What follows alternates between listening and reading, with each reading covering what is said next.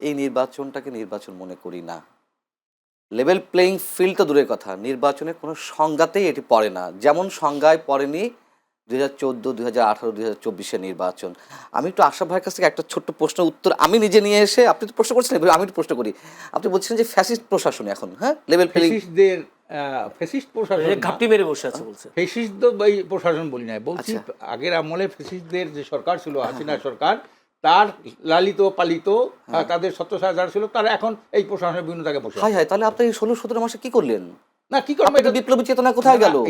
এত মানুষকে যে না, না। পরিবর্তন করা হলো, স্যাক করা হলো, বাদ দেওয়া হলো, রদ বদল করা হলো, তাহলে এই এই এই 17 মাসে এইগুলো কি হলো? না কি হলো, 17 মাসে তো 8-9 মাস একটা ঐক্যমত্য কমিশনের গেছে না, হ্যাঁ।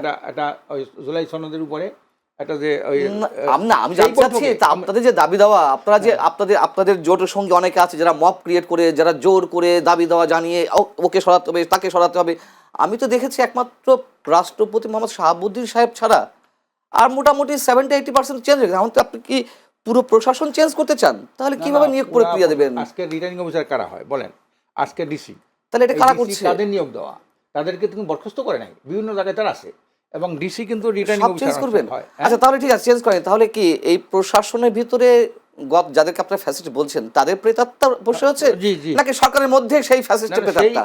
সরকারের একটু মধ্যেও- ঝেড়ে কাশেন না, ঝেড়ে কাশেন। সরকারের মধ্যেও কিন্তু ফ্যাসিস্টদের প্রতাত্তা আছে, সরকারের মধ্যেও আছে এবং সরকারের কারা বাইরেও কারা আছে। কেন আপনারা আইডেন্টিফাই করে বলছেন না? কেন আপনারা প্রকাশ্যে বলছেন না? কেন লুকোচুরি না, না, করছেন? এইটা নিয়ে বিপ্লব ধরাতে গেলে তো আর এইটা নিয়ে যদি এইটা এক সময় এটা প্রকাশ পেয়ে যাবে তাদের কাছে, এক সময় কেন? আপনারা আগে থেকে বলেন। না, আগে তো বলছি 70% লোক এখন আমি বলছি আপনারা কেন আমাদেরকে বলা আছে যে 70%, কমপক্ষে 70% ওই আওয়ামী ফ্যাসিস্টদের প্রতাত্রা বিভিন্ন লেভেলে আপনার তাহলে এই মানুষগুলো কি করবেন? আপনি রাতারাতি চেঞ্জ করে দিবেন? না সেই না, এদের শুদ্ধি অভিযান করবেন আপনি, যারা এই ধরনের একটা ঘটনা ঘটাইলো তারা যদি এখন ওই সব জায়গায় বসে থাকে আগামী আমার প্রশ্ন নির্বাচনে দুটি, কেমন হবে? আমি জনরী সাহেবের অ্যান্সারে যাব, প্রশ্নের অ্যান্সারে। আপনার কাছে আমার যে দুটো প্রশ্ন, সেটা হচ্ছে কি, এই 17 মাসে যে এত কিছু দেখলাম, বিচারপতি থেকে শুরু করে প্রশাসনের বা সচিবালয়ে, এই যে এবং পুলিশ প্রশাসনে বিসিএস ক্যাডারদেরও বাদ দেওয়া হয়েছে, হ্যাঁ, পাশ করেছে হুট করে বাদ দিয়ে, পৃথিবীর ইতিহাসে এরকম কোনো নজির নাই। প্রশাসনে রদবদল হয়েছে, স্যাক করা হয়েছে, বাধ্যতামূলক অবসরে পাঠানো হয়েছে, তাহলে এইগুলা কি আপনারা কি বলছেন আরো প্রয়োজন? না, আরো প্রয়োজন না। আমরা ধরুন ঐক্যমত্য কমিশনের তো সব দল নিয়ে কথা বলছি, সেখানেই হ্যাঁ। বলছি যে আপনারা নির্বাচনের একটা সংস্কারের কথা ওখানে বলা হয়েছিল। এইটা কিন্তু আপনি স্পষ্ট উত্তর দিতে পারছেন না, আমরা একটু স্পষ্ট উত্তর চাই। আমরা কিন্তু সেখানে পরিষ্কার বলছি, লেভেল প্লেইং ফিল্ড যদি আমরা তৈরি করতে না পারেন, এই যারা মব সৃষ্টি করছে বন্ধ করতে না পারেন। প্লেইং ফিল্ড বলতে আপনারা বলছেন, যেমন জামাতের পক্ষ থেকে বলা হয়েছে বিশেষ একজনকে বিশেষ ব্যবস্থা নিরাপত্তা দেওয়া হচ্ছে, তেমন তারেক রহমানকে উদ্দেশ্য করে বলা হচ্ছে। ওটা একদিকে, ওটা একটা অন্যতম কাকে কারণ। বিশেষ, আর কি হইলো যে কাকে বিশেষ নিরাপত্তা দেওয়া হচ্ছে? আপনি মনে করেন মাহমুদুর রহমান মান্না এই দেশের একজন বিজ্ঞ রাজনীতিবিদ, ওনার নমিনেশন, উনি একই ব্যক্তি।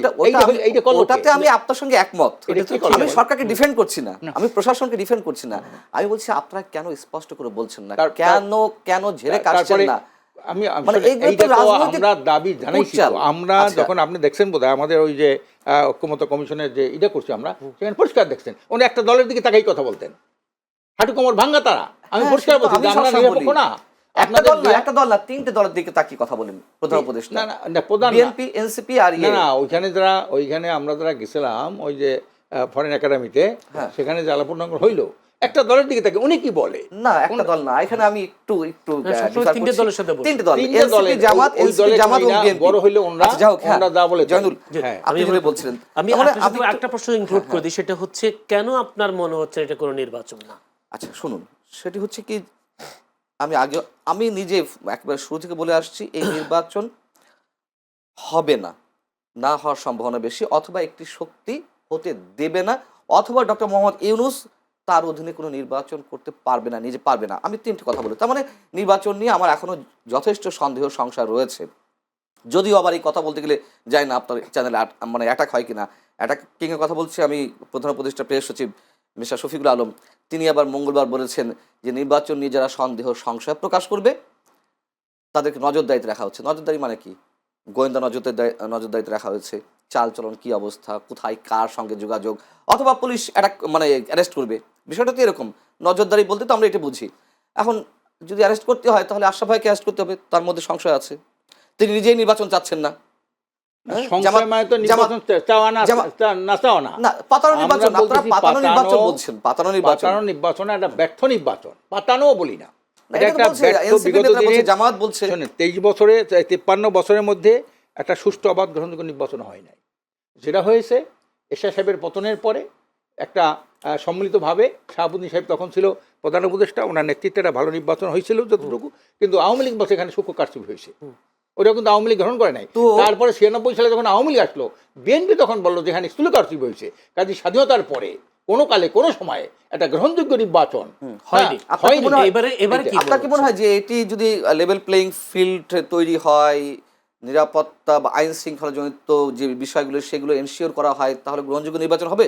এবং বিদেশি আধিপত্যবাদ সেটি- এবং হ্যাঁ, সাম্রাজ্যবাদের সেটি অবাধ, যদি চক্রান্ত বন্ধ করা যায়, সেটি অবাধ, সুষ্ঠু, নিরপেক্ষ অংশগ্রহণমূলক হবে? অনেকটাই অবাধ সুষ্ঠু হবে যদি আচ্ছা, মৌলিক এই শুনেন, তিনটা। আমি এই জন্যই বলছিলাম, উত্তরটা তার কাছ থেকে নিয়েছি, আমি আশরাফ ভাইয়ের কাছ থেকে নিলাম আপনার প্রশ্নের উত্তর। জি। যদি সবকিছু এনশিওর করা যায় অবাধ নিরপেক্ষ, তাহলে অবাধ নিরপেক্ষ, মানে অবাধ নিরপেক্ষ, হ্যাঁ, তো অবাধ নিরপেক্ষ তো 2014 হয়েছিল, 2018 হয়েছিল, বিএনপি ছিল না মাঠে, যে যার মাত্র ভোট দিয়ে আসছে, আওয়ামী লীগের লোকজন গেছে ভোট দিয়ে আসছে, অবাধ হয়েছে। তো এবার আওয়ামী লীগ নাই, এবারও অবাধ হবে, বাধা দেওয়ার তো কোনো দরকার নেই, উনি নিজেই বলছেন। তার মানে অংশগ্রহণমূলক হচ্ছে না। আর যেসব বিতর্ক উঠছে এগুলো উঠবে জানা কথা। আপনাকে আমি আমার নিজের বক্তব্য, রেকর্ডের বক্তব্য যদি 1 মিনিট সময় দেন বাজিয়ে শোনাবো, আরও 8-10 মাস আগে থেকে বলছি যে নির্বাচন হবে না, হতে দেয়া হবে না, অথবা একটা মেকানিজম নিয়ে ইলেকশন হবে। উনি তো বলছে, আশরাফ ভাই বলছেন যে প্রশাসনে এখনো ফ্যাসিস্টদের দোষ, প্রেতাত্মারা আছে। প্রেতাত্মা থাকতেই পারে, থাকতেই পারে, কিন্তু যা কিছু রদবদল হয়েছে, যা কিছু মানে নতুন নিয়োগ হয়েছে, আমি তো মনে করি এর মধ্যে 60-70% হচ্ছে জামায়াতের গুন্ডা, যাদের সাথে জোট করেছে বা মঞ্চ করেছে বা নির্বাচনের সমঝোতা করেছে। তাহলে সমস্যা কোথায়? আমি তো মনে করি আর বিএনপি এখানে মাথা মোটার পরিচয় দিচ্ছে রাজনৈতিক দল হিসেবে, কারণ তারা শুধু নির্বাচন নিয়ে আছে। প্রশাসনের রন্ধ্রে রন্ধ্রে যে জামায়াতের লোকজন ঢুকানো হয়েছে, বিএনপিরও কিছু কিছু ঢুকেছে, কিন্তু সংখ্যাগরিষ্ঠতায় জামাতে গিয়ে, তাহলে এই প্রশাসন দিয়ে যদি একটা মেকানিজমে ইলেকশন হয়, আমি তো আর বিএনপিকে নিয়ে ভয়ে আছি যে ইলেকশনে বিএনপি সবসময় মানে এই পর্যন্ত বিভিন্নভাবে ফাঁদে পা দিয়েছে, একবার চূড়ান্ত হয়ে ফাঁদে পা দিতে যাচ্ছে কিনা।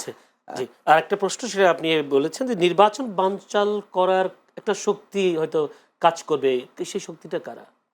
এটা জামাত বলে আসছে, এনসিপি বলে আসছে অনেক আগে থেকে, অনেক, যেমন জামাতের আমির আরো 2-3-4 মাস আগে সম্ভবত বলেছেন যে নির্বাচনের আগে যদি গণভোট না দেওয়া হয় আগে, তাহলে নির্বাচনী জেনোসাইড হবে।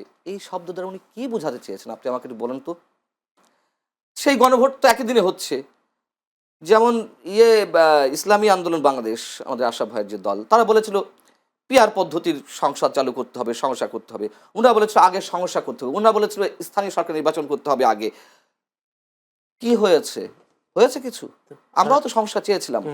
আর সংস্কার যে বলে কয়ে আনুষ্ঠানিকভাবে টেবিলে বসে ঘোষণা দিয়ে সংস্কার করতে হবে এমন তো কোনো কথা নয়, সংস্কার তো চলমান প্রক্রিয়া। তো এই যে বিষয়গুলো ঘটলো, এই যে মানুষের সঙ্গে প্রতারণা করা হলো, মানুষের ট্যাক্সের টাকা কোটি কোটি টাকা খরচ করা হলো, যে ঐক্য মঞ্চের নামে, কি মঞ্চ, ঐকমত্য কমিশনের নামে, এর জবাবদিহি কে করবে? এবং আমি ছোট্ট একটা এক্সাম্পল দিই, সংবিধান সংস্কার কমিশনের আমাদের মহামান্য চেয়ারম্যান ছিলেন ডক্টর আলী রিয়াজ সাহেব। বাংলাদেশের নামটাও পর্যন্ত বদলানোর প্রস্তাব দিল। কি ছিল? গণপ্রজাতন্ত্রী বাংলাদেশ সরকার, সরকারি নাম যেটা মানে সাংবিধানিক, সেখানে বলা হলো বাংলাদেশ নাগরিকতন্ত্র জনগণতন্ত্রী বাংলাদেশ। আপনি বুঝতে পারছেন মানে মানুষের সঙ্গে কত বড় এক তামাশা, মানে নাম চেঞ্জ করতে হবে। আচ্ছা, উন্ডা আবার কি বলেছিল? ইসলামী আন্দোলন বাংলাদেশ না, আমরা একটা নতুন নাম দিতে চাই। নতুন নামটা কি? নাগরিকতন্ত্র না, কি বলেছিলেন আপনারা? Welfare state of Bangladesh. হ্যাঁ, বাংলাদেশ জনকল্যাণ রাষ্ট্র। কি আসে যায়? এই যেগুলো মানুষের সঙ্গে তামাশা নয়, সময়ের অপচয় নয়, রাষ্ট্রের সময় অপচয় করা হয়নি। ওইখানে বসে তো নাস্তা করা হয়েছে, টাইম ওয়েস্ট করা হয়েছে, মানুষের দৃষ্টি অন্যদিকে সরানো হয়েছে। এগুলো স্রেফ মানুষের সঙ্গে তামাশা করা হয়েছে, মানুষের সঙ্গে বোকা করা হয়েছে, বোকা বানানো হয়েছে। কি হয়েছে আপনি বলুন? এই যে একটা বছর যে ঐক্যমত্য কমিশনের যে বৈঠক, একের পর এক বৈঠক, আউটপুটটা কি? আউটকাম কি হয়েছে? হয়েছে কিছু? মানুষের সাথে স্রেফ তামাশা করা হয়েছে না? এই তো চলছে।